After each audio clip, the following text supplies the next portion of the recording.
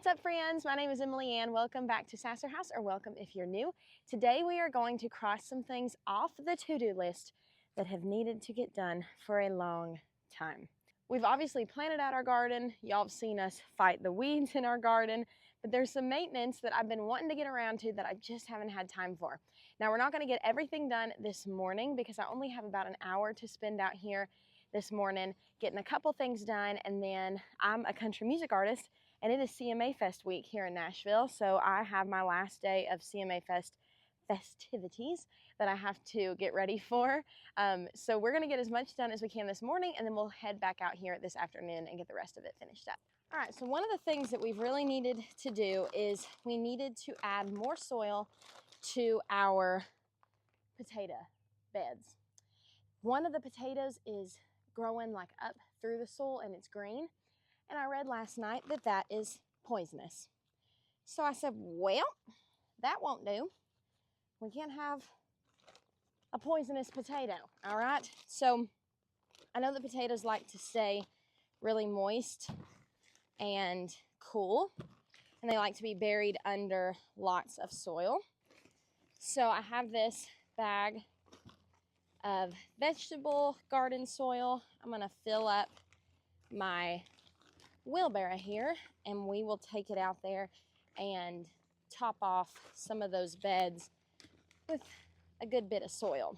This bag is so heavy, I wanted to get a little bit of it out before I tried to lift it up into here. There we go.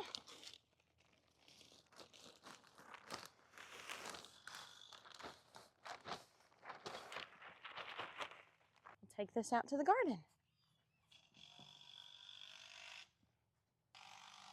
So here are our potato beds, and I'll show you the green one that's coming up out of the soil. There's a little bitty potato that's coming up out of the soil right there, and so we just want to get this good and covered up.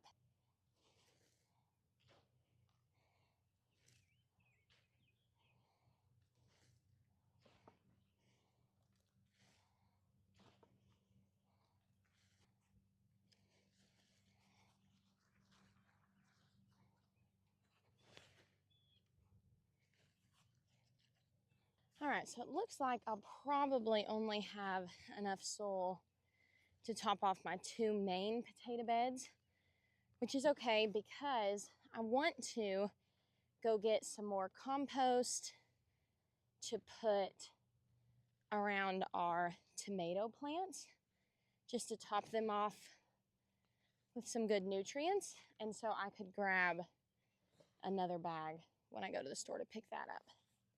This is my first year growing potatoes, and so far these seem really promising. I have some sweet potatoes planted in another bed, and those do not look as happy as these do. These have grown up quite a bit. Now, if you're an avid potato grower, you might be looking at this saying, oh, Emily, those don't look good. They're supposed to look like XYZ. But to me, they have grown quite a bit. So it makes me think I'm hopefully doing something right. One thing I learned that I'm so thankful for in our first year, that's a weed, of growing, was that plants want to grow. God literally designed them to grow. And whenever I planted stuff out the first year, and even some of the stuff that I planted this year, it's like my immediate fear and reaction is like, everything's gonna die. I'm gonna kill everything. And some things do die, but that's just part of it. And I'm so thankful that for the most part, all you gotta do is put these seeds in the ground, make sure they get watered and sunlight and good dirt around them, and you're gonna be able to grow just about anything that you wanna grow. Another thing we've tested out this year is planting in raised beds as well as in-ground. Last year we only did in-ground gardening, and we have a huge plot that you saw at the beginning of the video, about 80 foot long, that we have planted out in ground, and we're having great success with it. But it is really interesting to grow in raised beds and see the difference, because I'm definitely seeing that you don't have as many weeds in raised beds as you do in in-ground. And I feel like you can control stuff a lot easier in the raised beds than you can in the in-ground garden. So that's something that is definitely worth considering if you want to start gardening. Another good thing about raised beds is they don't take up that much space. You don't have to get a tiller or anything like that. You can just bring the dirt in. It just can get expensive bringing in a lot of dirt for a raised bed. All right, it feels good to check one thing off the list. So the next thing that I want to do is plant a couple things that I got from the Home Depot. I bought some marigolds and I bought some basil that I want to get planted all around our tomato plants. My little marigolds, I haven't put them in the ground, and all the little blooms that were on them at the store are dead, but that's okay. They're already putting on new blooms, as you can see right there. And so we're gonna get those in the dirt. And then I bought this basil plant right here, and it looks like it's like 4 separate basil plants. So I'm gonna try to separate it and plant it out in different spots around the garden. These will hopefully deter pests. The marigolds will look pretty and the basil will taste good. So it's a win-win. So I want to get that in the ground. And then another thing that we planted out together a couple weeks ago, and they've done really good. And so I think that I might let them grow a little bit longer in these cells and not get those transferred out today. They just seem really little to me. And I'm afraid, like, if we get a really big rain or anything like that, they could bite the dust. But with that being said, I have another tray that we planted out that same day, and we planted straw flowers. And actually, now that I'm thinking about it, I didn't label which one was which. So those could be calendulas or they could be straw flowers. I'm not sure, but one whole tray did not germinate at all. I got nothing out of it, which really stinks. I don't know what I did wrong.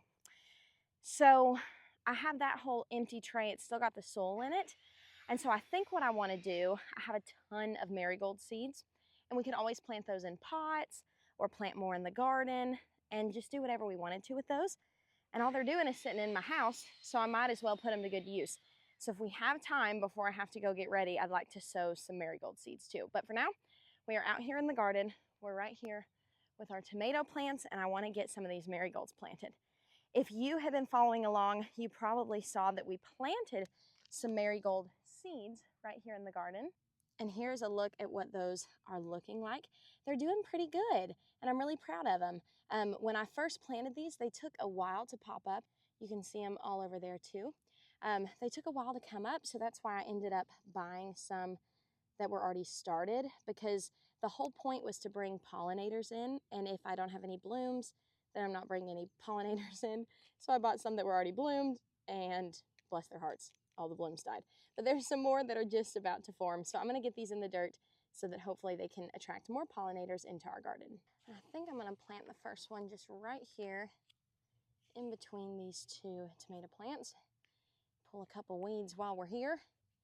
The weeds have been absolutely insane. I think we have crabgrass growing in our garden, and this is the first year that this plot has been tilled up, and so I know that it will get easier and easier to manage as the years go by. But this year, it has definitely been quite a doozy to keep track of all the weeds. All right, we've got our first little plant in. I'm gonna do another one just a couple spaces down. So right here we have an itty bitty tomato plant that got like chomped off by either a rabbit or some type of critter. And I haven't pulled it up because it breaks my heart to do it, but I'm gonna pull it up. It's okay, we've got a lot of tomato plants. I will say the most difficult thing for me to do in gardening is thinning out plants whenever you sow seeds, and if you sow tightly together to make sure that you definitely have a few that germinate. If multiple plants germinate in the same spot, I have the hardest time thinning them because it makes me feel like I'm killing a plant that grew.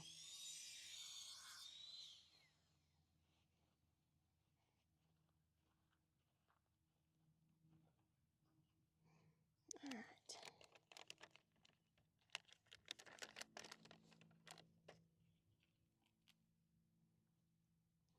think I'm gonna do 2 of these marigold flowers in this spot, since it's a bigger spot.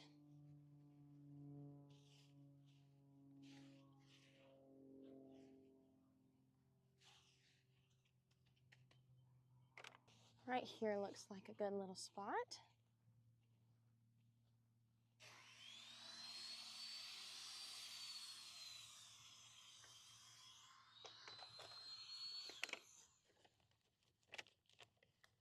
One of my friends noticed that I have been doing a lot of garden work without a pair of gloves, and she bought me a couple pairs of gardening gloves, and I'll link these down below because they are so thin. That's why I wasn't using any garden gloves. I guess the ones that I had were just way too thick, and I felt like I couldn't really get my hands around the weeds and the things that I needed to be pulling and doing. I felt like the gloves just got in the way, and so I was just doing it barehanded. Oh my goodness, my little nails and fingers were just tore up to pieces. But I am so surprised at how incredible these are. I'll link them down below. They're, I think, by the Miracle Grow company, but they feel like you don't even have anything on. But they also, I know, are protecting my hands because I'm able to get in here and plant and pull weeds. And it doesn't even feel like I've got gloves on. It's amazing.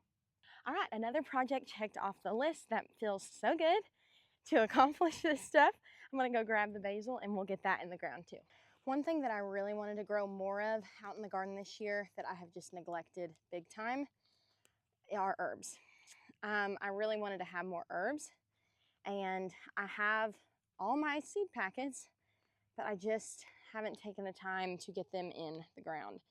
So that's another thing on the to-do list, but I don't think that's something we're gonna be able to get to today, unless we decide not to plant out a bunch of marigolds in that little seed starter cell, and we decide to maybe put some herbs in there too to start. That might be something worth doing. Ooh, I get so distracted by these weeds, y'all. Okay. I'm gonna do some of our basil right here.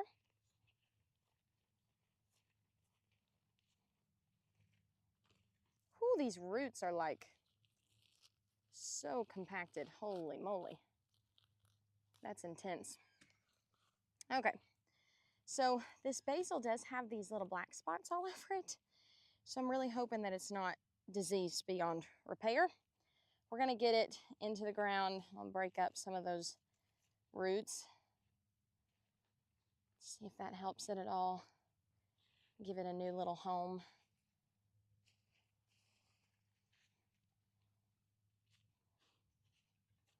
Let's see if that will grow.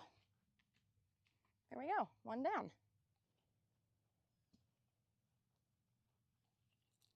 Let's kind of break up some of these weeds. I feel like this little pot that this basil was growing in wasn't draining well.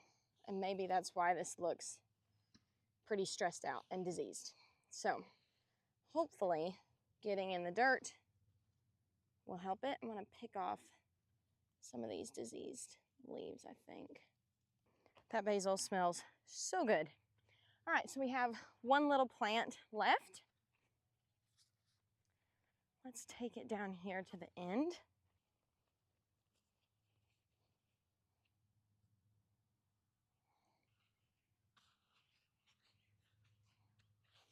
All right, so I've got about 15 minutes before it's time to go get ready for CMA Fest. So I think what I want to do now is go through and fertilize some of these plants. I've been really wanting to get everything a good feeding of some good fertilizer, and I just have not made the time to do it. So I don't think that we'll have enough time to do the whole garden right now in 15 minutes, but we'll have time to do a little bit. Or I guess I could wait and do that this evening, and I could plan out this little tray with some seeds. That's probably a better idea. That way I can fertilize everything at once. Let's do that. Okay, so here is a look at what our either straw flowers or calendulas look like. I think there are calendulas. So they're doing really well. And I've got all my seeds that I just got out of the kitchen right here. And this is the other little starter cell that we started and nothing germinated. And now that soil has just been drying out and it is very dry. So I'm gonna go through and give this a good watering. It's crazy when soil gets so dry. You can water it and water it like that. I'm just gonna poke a hole in all the little cells. Oh, see, here I am not using my gloves. See, I forget. But you can water it and it's just like none of that water actually is penetrating into the soil. All right, let's try again. Let's see if that'll get everything nice and moist.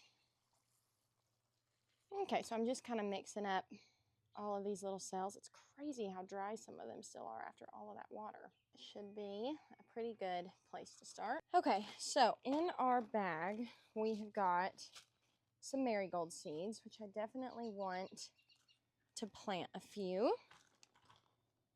And then let's see what else we've got in here. So we have some oregano that we could start.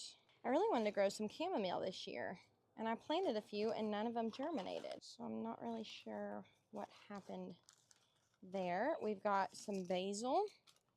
Be good to grow a little bit more basil because I use a lot of basil, and cilantro was one that I really wanted to grow. So let's start there. Although we have some chives too, which would be fun. Okay. We've got quite a few cells. Something else I think I want to try. I don't think I used any of these when I planted our marigolds, but I know I planted a bunch of marigold seeds and they didn't all germinate. I have these that I got off of marigolds we have grown last year. And sometimes these plants are grown in a way that makes them to where they won't grow again. And part of me wonders if that's why I didn't get a ton of germination out in the garden. So actually, we're not going to use these in the packet. We're going to try these and just see what we get. All right, so let's start with the old marigold seeds. I think we're going to do 2 rows. How many do I have to go? Marigolds, 1, 2, 3, 4, or 5. 1, 2, 3, 4, 5. Perfect. So we will do 2 rows of each.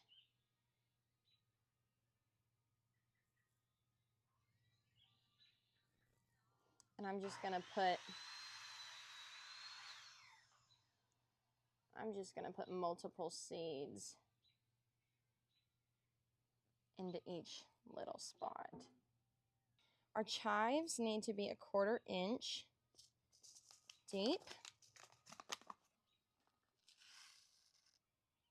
Oh, I love the way those little seeds look.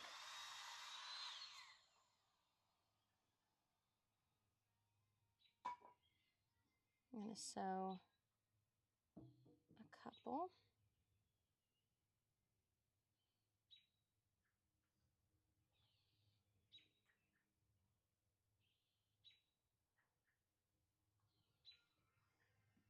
We didn't use all those, so we'll get those back in.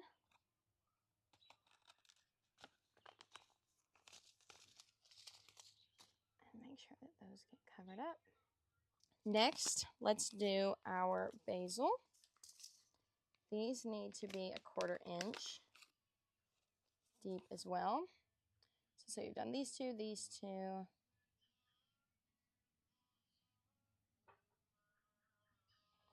I think I'm going to just tap these in. I feel like if I remember correctly, last year was the first year I tried to grow basil, and it took forever to germinate. I used this exact seed packet, and it took literally forever. I had sowed a bunch of different herbs here on the back porch just in pots last year, and oh my goodness, I thought my basil's never going to germinate, and then finally it did, but it took a while.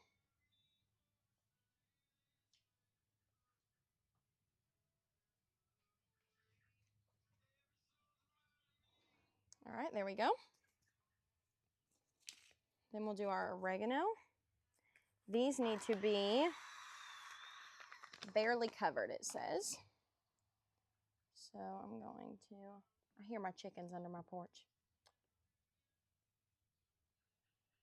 Let me get this soil ready to where these are just basically on the surface.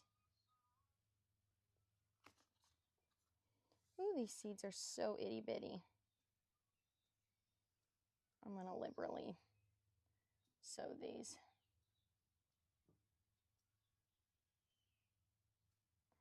These are so microscopic. It's kind of insane how tiny those oregano seeds are.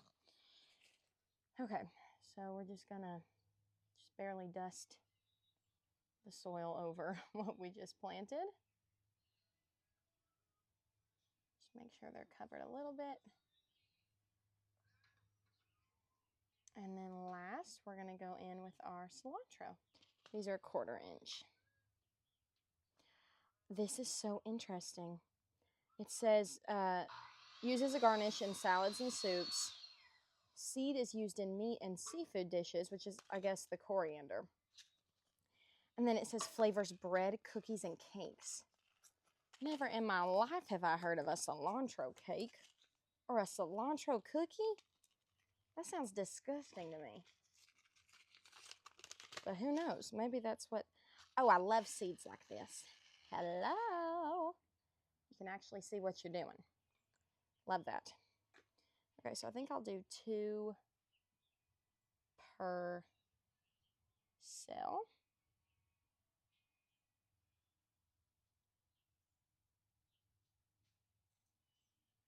All right, we have got that whole tray planted out. I'm gonna water everything in, then I'm gonna put her out in the sun.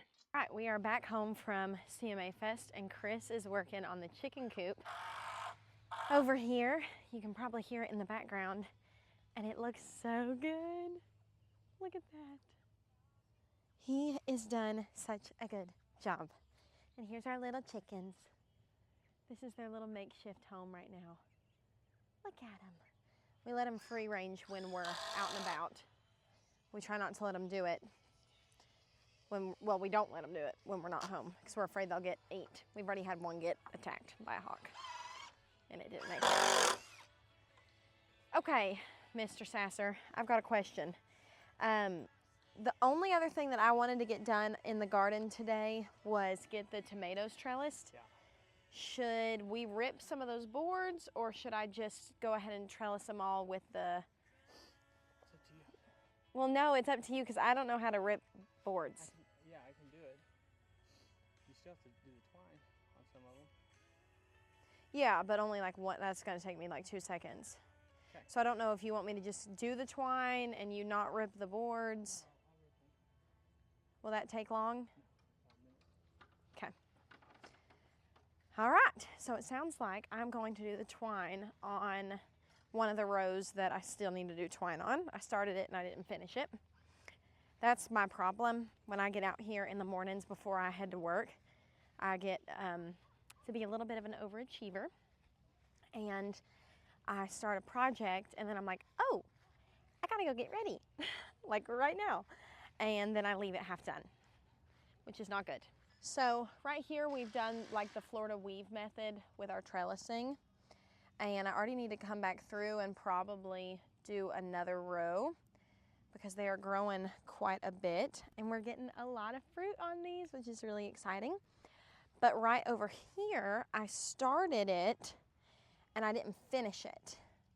So like I have just 2 rows done, and this tomato plant is really tall. And so I need to go through and trellis the rest of this row up. But what we wanted to do this year, since we have so many tomato plants to work with, God is so good, and all of these tomato plants are doing really well, we wanted to try out different methods of trellising them. I wanted to do cattle panel, but it's 1, too big to fit in Chris's truck, and 2, was going to be pretty expensive. So what we decided to do was this Florida weave method that we've got going right now. And then we are also going to do, for the rest of the tomatoes, I think Chris got like cedar picket fencing, and he is going to cut the boards down, and we're going to use those behind each plant and then just tie the plant loosely to the picket fencing. But I also put some water on a bowl for our spaghetti tonight, so I'm going to go check on that while he finishes up what he's doing, and then we can hopefully get some of the last projects in the garden done. Okay, so we've got some just cedar deck boards. They're really cheap, and I've got this set to about 1.5 inches, and we're gonna just cut some stakes for our tomatoes.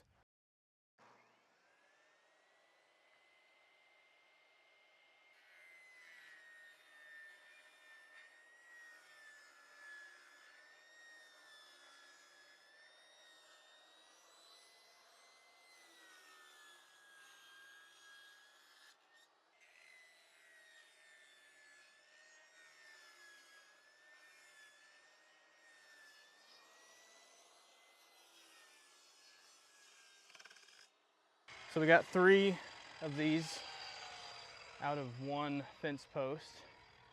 Now we'll go over to this saw. We're just going to cut these in half. So let's see how long they are. About 72, 36. Let's see. 36 and 36, yeah. Okay. All right, I'm just gonna cut a point on the end. It doesn't have to be fancy, it's just a point. Flip it around.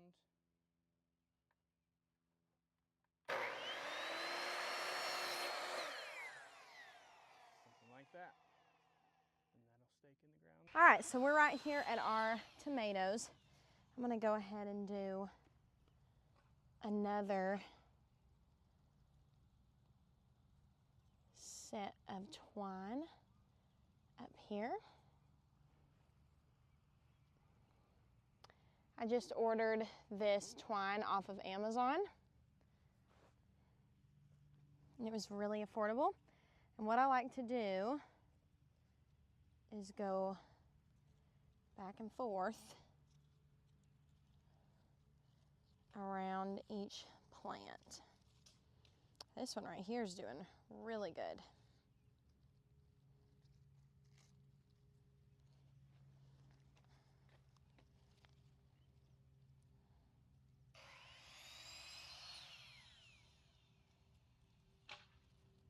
So we'll go around this one, and then come here and go around this guy.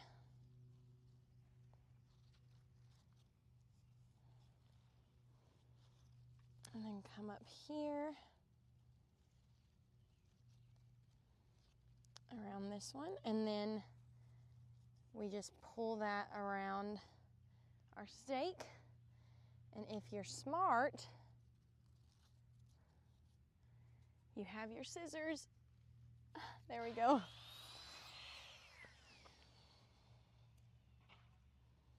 Okay.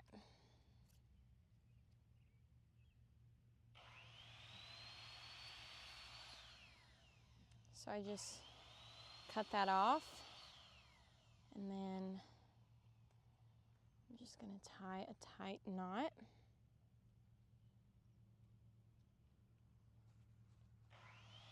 And I just triple knot it to make sure that it's good and secure. And this is what I've done for these lower levels that we've done, and it has held up great. I have not had any issues with it.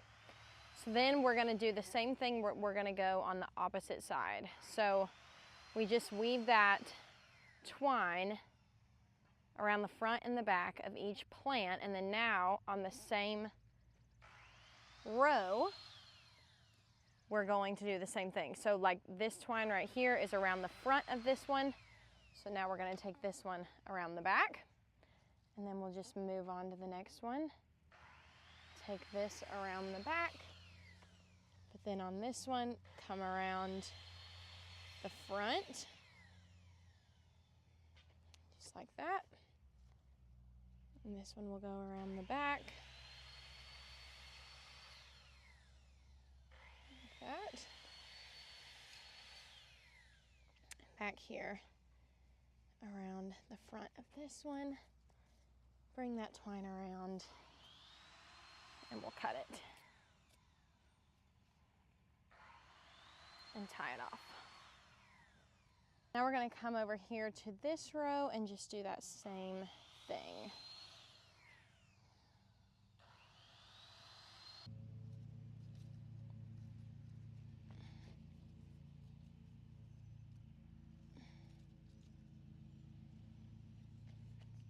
So Chris and I are out here tag teaming this.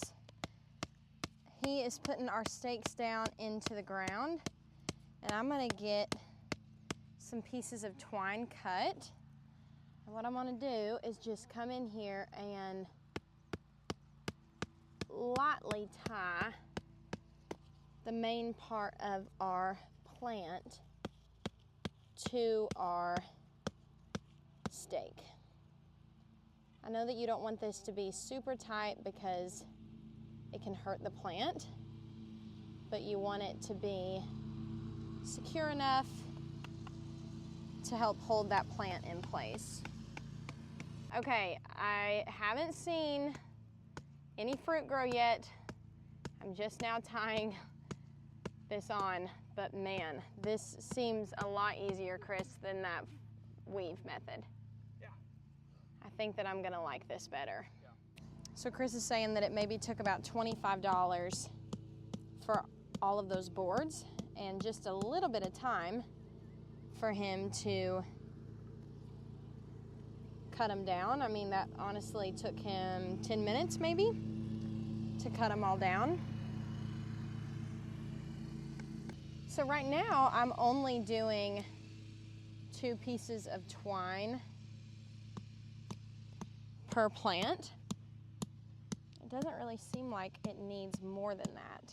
Now, if you were doing this with indeterminate varieties of tomatoes, then you would need much larger stakes. But we have determinate tomatoes. I'm only growing canning tomatoes. I do enjoy tomatoes on a sandwich, but Chris doesn't at all. And so I didn't need to grow a bunch of slicing tomatoes. But one thing that we do enjoy a lot of is salsas and tomato sauce and diced tomatoes in different dishes that we cook. And so I knew that if we could grow a bunch of paste tomatoes that I could can up, we would get a lot of use out of that throughout the year. All right, so as you can see here, I'm just cutting a little piece, and I'm kind of finding where that plant is naturally laying against our board. And then I'm just doing a little triple knot, and I'm not getting it snug up against it, but I just want to tie it on to where it's going to give it some support as it grows and help it somewhat grow straight instead of so cattywampus. This would definitely be much easier to do if the plants were still little. So, making a mental note of that for next season.